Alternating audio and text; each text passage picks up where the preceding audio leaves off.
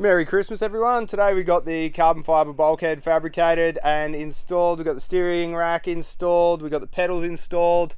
Also started getting the wiring loom in place. I've measured up my coolant pipe so I can weld in the bungs for it, and we got the handbrake installed and the shroud there for the center console. So look, we'll run over all of that, and I'm going to change the format a little bit. I'm going to just do most of the building at the start of the videos, and then I'll do a more technical explanation of anything that might be of use to people who are building cars at the end. I think that format might work a little bit better for people who are sort of interested in the more in-depth explanation to wait to the end for that sort of stuff. That's not to say that I won't have a few tips and tricks as we go through, but look, let's get stuck into it and see how it works.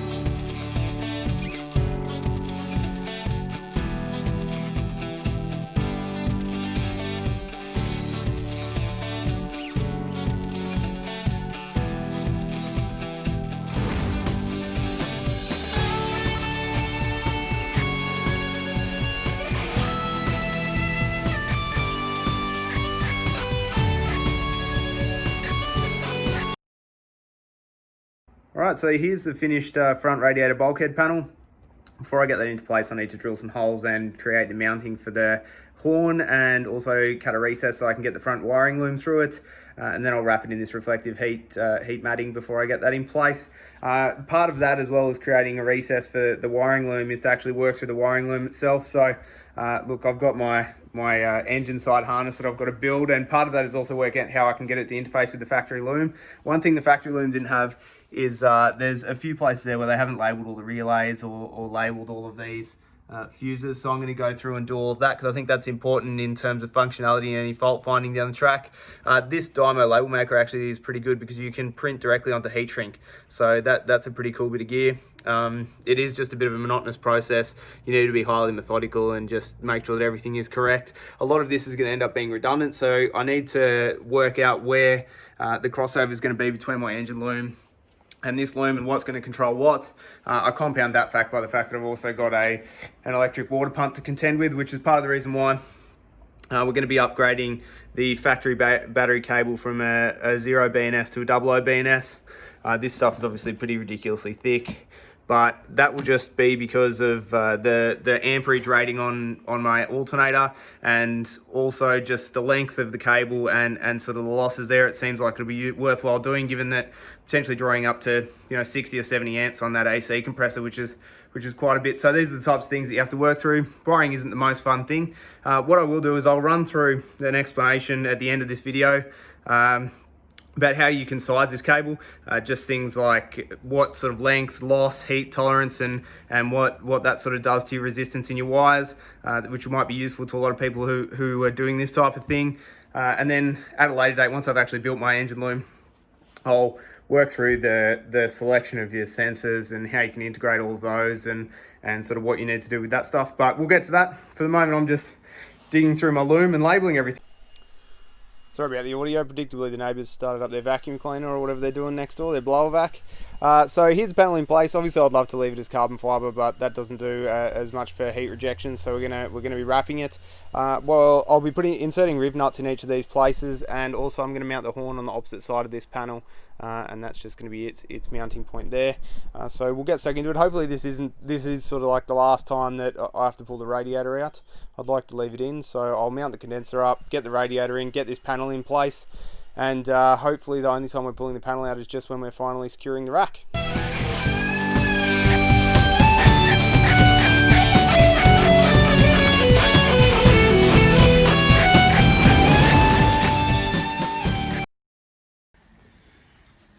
So here's the finished product, all insulated. Looks okay, we've got a little grommet there so we can feed through the cables to the radiator fans. Look, it's definitely overkill. It is a nice little detail though, having the carbon on the backside here with the air boxes. Obviously the horn isn't mounted up there because I've got to pull the panel back out, but it'll sit below the steering rack there and be relatively inconspicuous. So I think I'm pretty happy with it. It took a lot more time and energy than I'd planned, but pretty good nonetheless. Alright, so we're getting the steering rack here in the front. Part of the reason I wanted to get that in quite soon was so I can have a good look and see how I'm going to manage to fit my AC compressor up the front here. The other thing that I took some great advice on was both Gabe and Will, who have been building these Ultimas, both mentioned that there's a risk of dropping the washer or the nut down the chassis tube here when you're mounting in the blocks for mounting the steering rack, and particularly I did it twice. And then such as the joy of building cars, this crappy magnetic tool, the magnet actually came out of the end of it and lodged itself low in the chassis tube here. So that's how you can turn a very simple job into something that takes several hours and makes you want to kill yourself. So we're just installing the brake mast cylinders and also the clutch mast cylinder. Now these in the instructions actually say to silicon them in for waterproofing in this battery area as they go through the firewall. I'm not the biggest fan of silicon sealant. It's a bit messy, and if you ever need to replace this stuff, because inevitably over time things like clutch masters or brake mast cylinders do fail, you've also got a massive cleanup job on your hands. So I just buy a couple of these rubber ring seal type kits that you get at most hardware stores. You need to make sure that obviously they have a decent temperature tolerance range, but I find these sorts of things like pretty invaluable. You should also get like a fibrous washer type kit and a few other things like that, and they just sort of come in as perfect fits for stuff like this. So that's what we're going to use just to make sure that it's weatherproofed as it goes through the firewall here. You can see that we've got the mast cylinders poking through there. Pretty tight fit for the hole.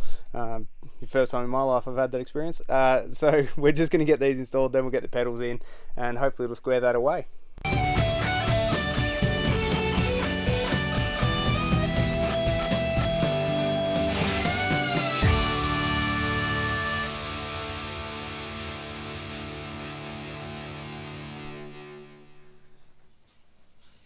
Okay, we're just mounting the shifter in here, and what we need to do is we need to tap a hole here so that we can mount this Z-bracket which holds the shroud that sits around the gear shifter.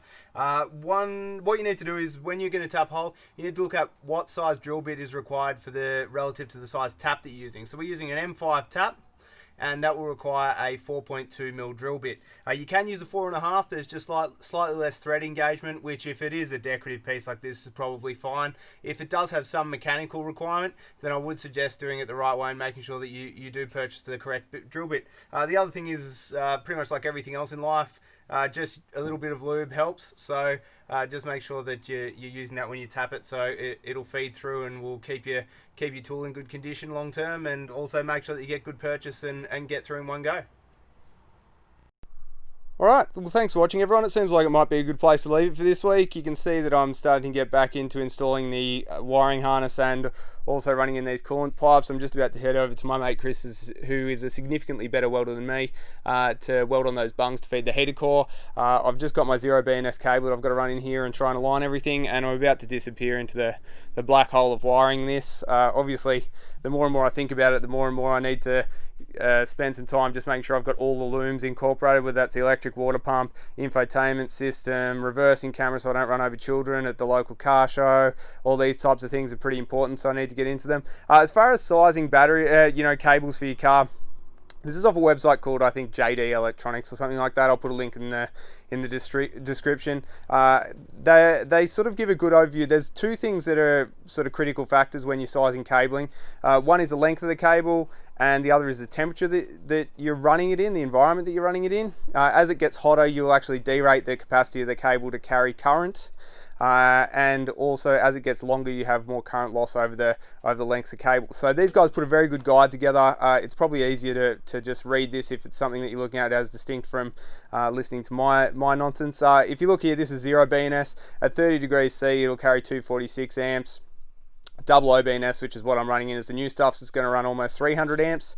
The other factor that you need to think about there is that if I'm running it, you know, in the engine compartment here, it's obviously going to be a lot more than 30 degrees C. So for that length of the cable, you're going to obviously have significantly more loss than when it's running in the side pods here, or even up the front. So you want to make sure you have a little bit of fat for that. There's also no point, you know, specing a huge alternator on this thing if you have a tiny cable running to the battery, because the amount of loss that you're going to have through that cable is going to mean that you know, you're getting diminishing returns on that larger and more expensive alternator. And, you know, you can start to spend some really serious money. Some of the DC power alternators I looked at were, you know, sort of $1,000 almost by the time I would ship it to Australia, and I couldn't justify that. So I've selected a different one. I'll talk about how you actually size your alternator, because you need to look at alternator curves to make sure that you're going to meet your demand at idle, and as well as, you know, the top of the rev range to feed your coils and that sort of thing. That can be a later chat. But yeah, here, so you've got your cable, it runs through here, and it talks about derating factors when you run multiple cables. Running 2 cables, you don't get double the amperage rating. So, you know, if you're looking here, you're only getting 197 amps out of each of those 2 cables. You're down to 80% capacity, whereas in one cable you can get 246 amps. So you do get diminishing returns. So it's not just as simple as going, oh, well, I've just got a big alternator, I'll run another cable. It doesn't quite work that well. Yeah, I spoke about temperature derating factors. Here they are here, actually tabulated. You know, at 70 degrees C, you're literally getting less than half of the current out of the capacity out of your cable. Sizing guides in the back of this, I think I printed off. It actually gave a pretty good. Yeah, there you go. So there's different sizes for the cable, so you can look and see which one is, and see which one, see what's actually going to fit within your car. That's the other thing. This one has derating. Your voltage drop you typically want to keep to sort of 0.3 volts. So, you know, you've got your length and the current that it's going to be carrying, which is calculated by the demand on your system, and also what your alternator, or you know, what your alternator can provide. The 0.017 is just a characteristic of copper, and then the area is actually the size of the cable, the project area of that cable size. So I just did a few calcs here and sort of worked out that as much as I probably could run the 0 BNS, given that I'm going to have an electric water pump and that electric AC, it makes sense just to upgrade this cable. I mean, it probably cost me 150 bucks. It'd be a real pain in the ass to install it later, so it just wouldn't make sense. So you can see here 0.8 volts, that's probably a little bit high, so you'd want to jack it up if you can, seeing that you are running 10 meters of cable at 246 amps, which is the maximum for a double O BNS. So that's why that's probably a bit high. Otherwise, I don't think there's too much to it. As I say, I'll put a link in the description to this stuff. It's one of those things that you're never going to probably commit to memory, but if you do need to look at it, these would be the guys to chase up and have a good look at. Anyhow, like I said, thanks for watching. If you have any questions, pop them down in the comments. Otherwise, it shouldn't be too long till the next video. I'll try and break up all of this wiring pain in the arse, and I'm going to have to go through, and I've been dreading with dressing the motor, for example. I've got to get the sensors all in position and wire up my Gen V ITBs and the drive-by-wire through a motor and all those other things, because I'll probably go insane if I just focus on the wiring. As far as I'm concerned, if you're an auto elec or an electrical engineer, you're probably you must be a serial killer or something like that, because I don't know why you'd ever find it as being fun. But anyhow, by the by, thanks very much.